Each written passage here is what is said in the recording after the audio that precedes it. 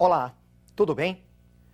Hoje nós vamos concluir o estudo de Geografia Geral falando sobre a Oceania, um continente, na verdade, formado por muitas ilhas, destacando-se a Austrália. Vamos conhecer um pouco a região através de um mapa político. Observem a tela. Nesse mapa, destacamos em primeiro lugar a Austrália. É uma ilha de dimensões continentais, o mais importante país da Oceania. Observamos também a Nova Zelândia. E, além disso, na Oceania, podemos observar conjuntos de ilhas com denominações específicas. Vocês podem conferir a Melanésia, onde predominam povos de pele mais escura.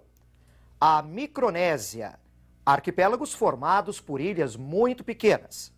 E a Polinésia, uma grande quantidade de ilhas. E vejam a localização da região da Oceania, entre o Oceano Pacífico e o Oceano Índico. Podemos lembrar de algumas questões interessantes e importantes nesses arquipélagos. Na Polinésia, encontramos o arquipélago do Havaí, que é o 50º estado norte-americano, importante pela sua posição estratégica para os Estados Unidos, além da produção de gêneros tropicais e da atividade do turismo. E ainda, lá na Polinésia, a Polinésia Francesa, onde a França realizava testes nucleares no atol de Mururoa. Daí o fato da Polinésia Francesa desejar a sua independência. Vamos voltar ao mapa político e observar mais um fato interessante dessa região. Agora nós estamos conhecendo a linha internacional da data. Via de regra, ela acompanha o meridiano de 180 graus, mas faz alguns desvios. Essa linha internacional da data tem a função de marcar, como o próprio nome diz, a mudança de data no calendário. Você pode observar à direita no seu vídeo o domingo e à esquerda dessa linha a segunda. Ou seja, para essas regiões onde você observa o domingo à direita no vídeo passarem para a segunda-feira, elas terão que completar um giro de 360 graus. Só que, quando estas ilhas passarem para a segunda-feira, aquelas que estão à esquerda dessa linha já estarão na terça-feira. É uma situação curiosa, apesar da grande proximidade geográfica, há uma diferença de 24 horas entre elas. Vamos conhecer um pouco das características físicas, especialmente aí no caso da Austrália, que tem grandes dimensões. Você vai me acompanhar em 2 mapas. Vamos então ao primeiro mapa físico da Austrália. Inicialmente, podemos observar nesse mapa a rede hidrográfica da Austrália. Uma rede hidrográfica relativamente pobre, devido à existência de muitas áreas secas. Destacamos para vocês os rios Murray, Darling e Vitória. Os principais rios da Austrália estão na porção norte, leste e sudeste. Na sequência deste mapa, vamos observar a presença de vários desertos nesse país. Grande deserto de areia, deserto de Simpson e o grande deserto de Vitória. E mais uma vez, observando agora a sequência do mapa, temos o relevo da Austrália. No relevo da Austrália, observamos a oeste um planalto de formação antiga, na porção central uma depressão, uma bacia sedimentar e a leste cadeias de montanhas. São extensas, mas não muito elevadas. Por exemplo, a grande cadeia divisória e os Alpes australianos no sudeste. A Austrália tem uma grande extensão e está numa região cortada pelo Trópico de Capricórnio. Há uma relativa variedade de climas e de vegetações na Austrália, mas o predomínio de áreas secas. Acompanhe comigo, então, mais um mapa físico desse país.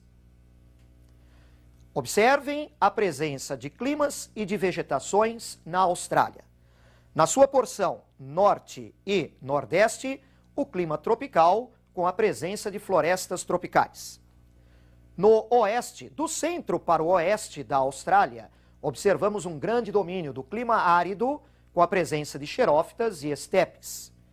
Envolvendo estas áreas desérticas, o clima semiárido com a presença de estepes e savanas. No sul e no sudoeste, a presença de um clima do tipo mediterrâneo com vegetações mediterrâneas. E no sudeste da Austrália, incluindo a ilha da Tasmânia, o clima temperado oceânico com a presença da floresta temperada. Agora vamos tratar um pouco da população dessa região da Oceania, com maiores destaques para a Austrália e para a Nova Zelândia. O total de habitantes nessa região não é grande. A própria Austrália, que é o país mais populoso da região, tem uma população ao redor de 20 milhões de habitantes, numa área de aproximadamente 7 milhões de quilômetros quadrados. Vamos lembrar que na Grande São Paulo, uma área muito reduzida, nós já encontramos 18 milhões e meio de habitantes. A Austrália, portanto, é um país de baixa densidade demográfica. A colonização nessa área, na Austrália e Nova Zelândia, foi uma colonização britânica. Curiosamente, o povoamento na Austrália começou na forma de uma colônia penal. Presos ingleses que eram levados para a Austrália. Vamos conhecer agora mais um pouco da população dessa região através de uma tabela, um quadro comparativo. Vejam a tela. Neste quadro comparativo socioeconômico, destacamos aí a presença da Austrália e da Nova Zelândia, comparados com alguns outros países da região. Vamos observar aí a expectativa de vida, o analfabetismo, a mortalidade infantil e o IDH. Eu destaco particularmente a Austrália e a Nova Zelândia porque são os dois únicos países desenvolvidos no hemisfério sul. Verifiquem os indicadores desses dois países, são indicadores muito bons. No restante da Oceania, os indicadores não são bons. Você pode conferir os valores para Kiribati, Papua Nova Guiné e Vanuatu. Alguns desses índices não são disponíveis. Isso demonstra até a falta de um melhor controle estatístico da população. Aquela ideia de que viver em ambientes naturais, sem poluição, sem o estresse da vida moderna, garantindo uma expectativa de vida mais elevada, não confere muito nessa região. Nós temos aí muitas ilhas em plenos paraísos tropicais e equatoriais, um modo de vida mais simples, sem o estresse do mundo moderno, mas a expectativa de vida nessas ilhas é baixa. Claro que nós temos que ressaltar, portanto, que uma elevação da expectativa de vida é garantido por uma infraestrutura muito boa quanto às condições de saúde, de alimentação, de atendimento a essa população, inclusive aspectos de saneamento básico. Vamos agora a mais uma tela, prosseguindo nesse estudo. Observem comigo. Estamos aí com o mapa da Austrália que mostra para vocês a densidade demográfica nesse país.